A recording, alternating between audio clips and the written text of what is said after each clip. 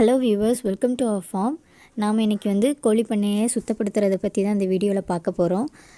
கோழி பண்ணையை மெயினாக எதுக்கு சுத்தப்படுத்துகிறாங்கன்னா, ஆல்ரெடி முடிஞ்சு போன பேட்ச்லேருந்து போன கோழிங்களுக்கு ஏதாவது நோய் வந்திருக்கும். அந்த நோயினால் அந்த கோழிங்க பாதிக்கப்பட்டிருந்தால் நம்ம சுத்தப்படுத்தாமலே வச்சுருந்தா அது அடுத்து வர்ற பேட்ச்சில் வர்ற கோழிங்களுக்கும் அது பரவுறதுக்கு நிறையாவே சான்சஸ் இருக்குது. ரொம்ப முக்கியமாக நோய் தொற்று தடுக்கிறதுக்காக தான் நம்ம பண்ணையை க்ளீன் பண்ணுறோம். அப்படி க்ளீன் பண்ணுறதுனால உள்ளே வேலை பார்க்குற நமக்கும் நல்லது, கோழிங்களுக்கும் அது ரொம்ப நல்லது.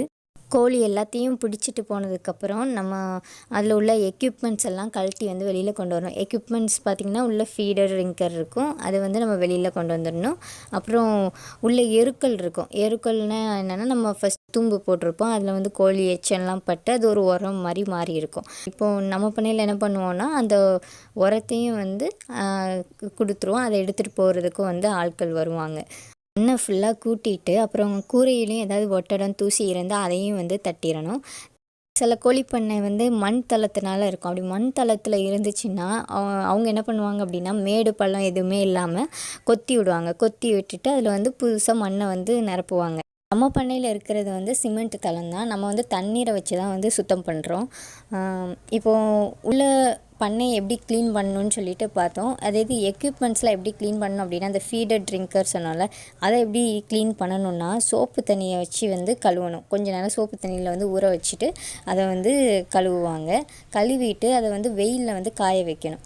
சில பண்ணையில் தண்ணி தொட்டி இருக்கும். தண்ணி தொட்டி இருந்துச்சுன்னா அதை எப்படி க்ளீன் பண்ணுவாங்கன்னா, குளோரின் இருக்குல்ல, அந்த குளோரினை 4 சைடும் தேய்ச்சிட்டு அதை கழுவுவாங்க.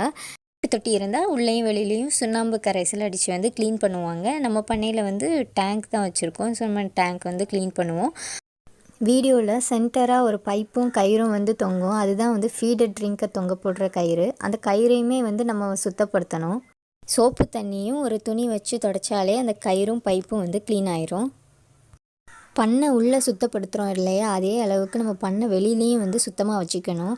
பண்ணையை சுற்றி புல் வளர்ந்தால் அதை அப்பப்போ நம்ம வெட்டி விட்டுறணும். அதுக்கப்புறம் கோழியோட கழிவுகள் ஏதாவது இருந்தாலும் அதை நீக்கிடணும். பண்ணை ஃபுல்லாக சுத்தப்படுத்தி முடித்ததும் சுண்ணாம்பை பண்ணை ஃபுல்லாக அடிப்பாங்க. இதை மேனுவலாகவும் பண்ணுவாங்க. அப்புறம் மருந்தடிக்கிற மிஷின் இருக்கு இல்லையா, அந்த ஸ்ப்ரேயர் வச்சும் ஸ்ப்ரே பண்ணுவாங்க. ஆனால் மருந்தடிக்கிற மிஷின் அந்த இது யூஸ் பண்ணும்போது நம்ம அதை நல்லா க்ளீன் பண்ணிட்டு தான் சுண்ணாம்பு வச்சு யூஸ் பண்ணணும்.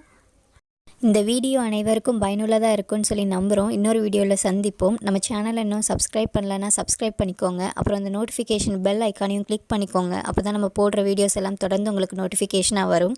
நன்றி.